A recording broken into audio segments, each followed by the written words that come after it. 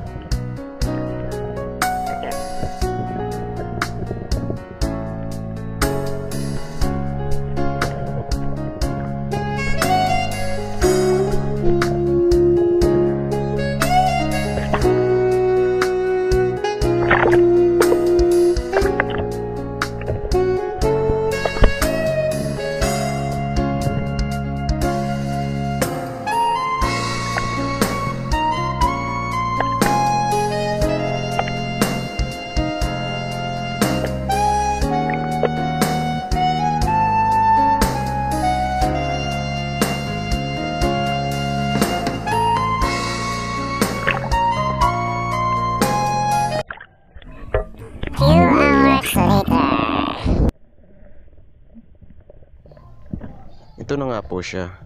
Bali, napana ko siya within 20 o 26 meters na yata yan kasi sobrang lalim na.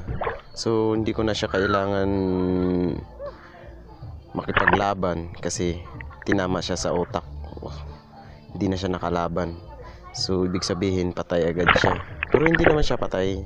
Parang paralyzed lang yung katawan niya. Yan siya, sobrang laki guys talaga.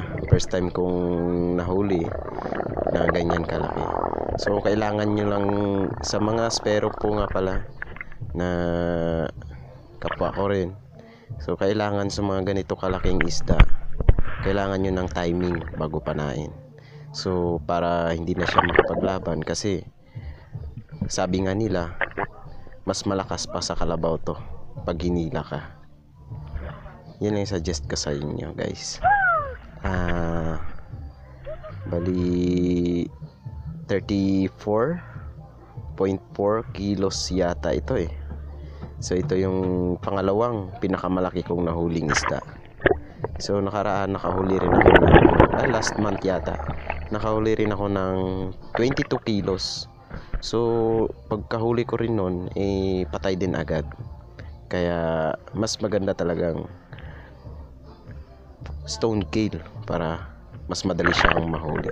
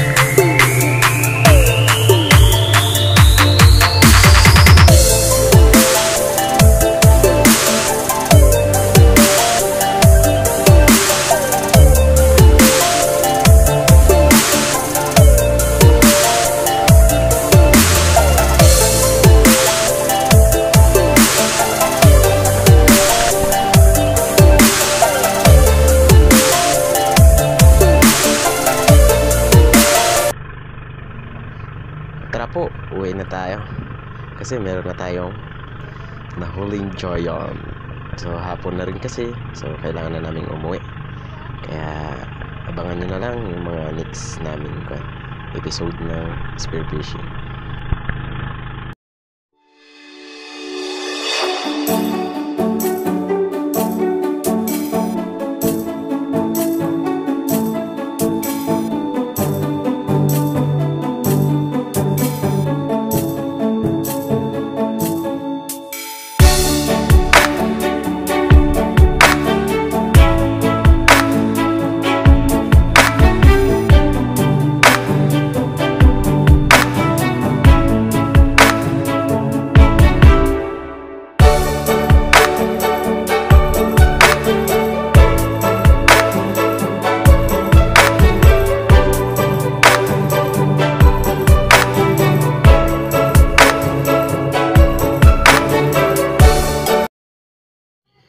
Shout out sa mga kasama ko kahapon, especially kay Karayan Tubi at kay Florenda Tubi. Shout out sa iyo, kay Karamon Tol, shout out, at saka kay Ate Amy, shout out sa misis mo, kay Kahirnan, kay Karandi, kay Ramer, Journey, Karoli, at kay Kyle Braulio, kay Dexter, at kay Nong Dodong, at saka kay Elvis. Shout out sa inyo. At syempre hindi magpapahuli yung kasama ko lagi, si Carinaldo Montoya, at kay Ate Diding Montoya, at sa anak niyang kay Dudes Montoya, at saka kay Masi Baronas, sa Mrs. ni Kyle Braulio. Shout out sa inyo guys. Thank you so much. Sana nag-enjoy kayo sa pagsama sa amin kahapon. Shoutout din dito kay Jomar Alindong at kay Vidil Didil, shout out. Kay Kyle, tapos na, shout out din sa'yo ulit. Kay Wa Queen, shout out. Kay Jiris TV, shout out sa'yo. From Mihada. Motofi Arwin TV, shout out. Sariaya Quezon. Kay Albert Lanshin na laging shout out ulit. At kay Idmil Love ng Yapak, shout out bro. Kay Bing Fishing TV, shout out. Kay George Balderrama, shout out. Kay Albert Saldeberio from Riyadh, Saudi, shout out. At kay Arvin Malakaw from Germany, shout out sa'yo. At kay Bernie Tuwal Laoyon, shout out. At sa Spirong Malupit ng 2 feet, si Brent Maglooyan, shout out sa'yo bro. Dive safe ka dyan kahit di ka pa nakapag-dive. So guys, kung nagustuhan nyo tong video na to at ikaw ay bago lang dito, so kung pwede ka na mag-subscribe, pwede rin. Thank you so much guys, and God bless you all.